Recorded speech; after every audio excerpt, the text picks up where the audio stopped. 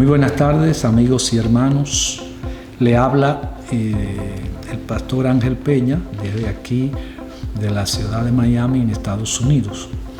Hoy conmemoramos el 505 aniversario de la Reforma Protestante, que se inició el 31 de octubre del año 1517, cuando Martín Lutero clavó sus 95 tesis en la puerta de la iglesia del castillo de Wittenberg, que se toma como la fecha inicial de la Reforma. Quiero presentarle este libro, Los forjadores de nuestra fe, del doctor Ismael Amaya, que se los recomiendo que lo lean los que estén interesados en profundizar más sobre este tema. Muchos hablan de la Reforma Protestante como un movimiento que explotó repentinamente en el siglo XVI, pero realmente hubo muchas causas sociales, políticas, económicas y religiosas antes de este movimiento, que vamos rápidamente a hacer un resumen de ellas. Lo primero es que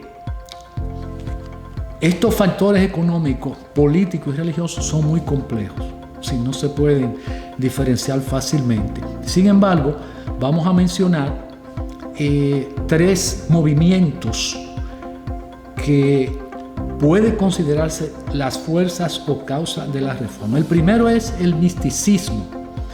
El misticismo era un movimiento religioso de un grupo de hombres que buscaban afirmarse en la fe, ya que existía la creencia de que fuera de la iglesia dominante en aquel entonces era la iglesia católica, no había salvación.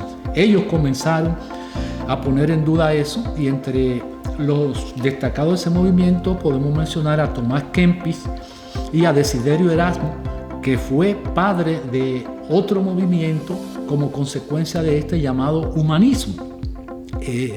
También hubo otro movimiento que fue precursor, fue el Renacimiento, que el doctor Amaya define el Renacimiento como una revolución cultural que sacudió a Europa entre los siglos XIII y XVI y que marca el fin de la Edad Media y el comienzo de la Edad Moderna. Es decir, que este movimiento trajo 6 avivamientos, 6 movimientos que fueron un movimiento intelectual en el campo de la literatura, de la arquitectura, la escultura, la pintura, la investigación científica y la invención. Eso trajo como consecuencia 3 conceptos: el individualismo, el nacionalismo y la exploración geográfica, y un concepto religioso, la reforma. O sea, estamos hablando de varios movimientos. Entonces, de este movimiento que influyeron sobre la reforma, uno es la recuperación de el espíritu individualista que se había perdido durante toda la Edad Media. Es decir, que la iglesia se basaba en un pensamiento de método deductivo. Se definían ciertos principios generales y luego se deducían de ahí todo lo que la iglesia creía. La iglesia definió sus dogmas, especialmente con Tomás de Aquino, que fue autor del escolasticismo, la figura central.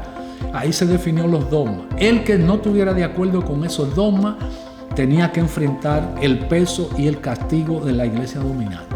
Entonces, ese espíritu individualista renació. Se empezó a negar el espíritu individualista y cada persona empezó a investigar por su propia forma en el campo de la literatura, en el campo de la ciencia, como dijimos, y hubo muchas invenciones también, específicamente la invención de la imprenta, que fue determinante para el triunfo de Martín Lutero. Sin la ayuda de la imprenta no se hubieran difundido las ideas de Lutero y de otros humanistas. Entonces, ese fue el espíritu individualista. También Erasmo se destacó por 2 libros, El elogio de la locura, y también escribió el Nuevo Testamento en griego, que fue una obra magistral que sirvió de base para la traducción del Nuevo Testamento en todos los idiomas modernos que surgieron en Europa. Surgieron los idiomas se definieron nuevos límites y se despertó también el espíritu nacionalista, que es otro de los movimientos.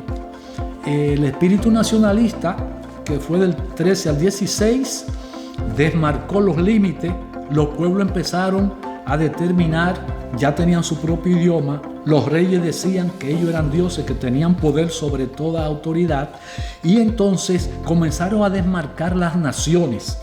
Y allí es que entonces la iglesia se consideraba una institución internacional, ya que no pertenecía a ningún país excepto Italia. Y entonces un ejemplo de esto tenemos cuando Martín Lutero se levanta en Alemania.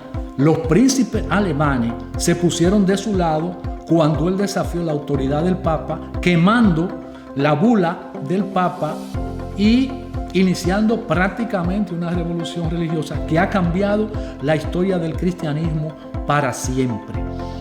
Entonces queremos realizar esta fecha cuando el mundo entero celebra la fiesta de Halloween. Nosotros tenemos que prácticamente tiene ciertas reminiscencias de paganismo y de ocultismo. Nosotros tenemos una fiesta religiosa que es la que debemos celebrar, que es la Reforma Protestante, que rescató dos pilares que la iglesia moderna disfrutan hoy.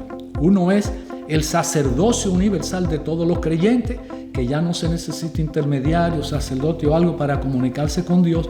Y segundo, la autoridad de la Escritura por sobre todo lo que los hombres puedan decir. Con esos dos pilares, hoy la iglesia disfruta y se puede comunicar con Dios de manera directa. Muchas gracias. Dios le bendiga.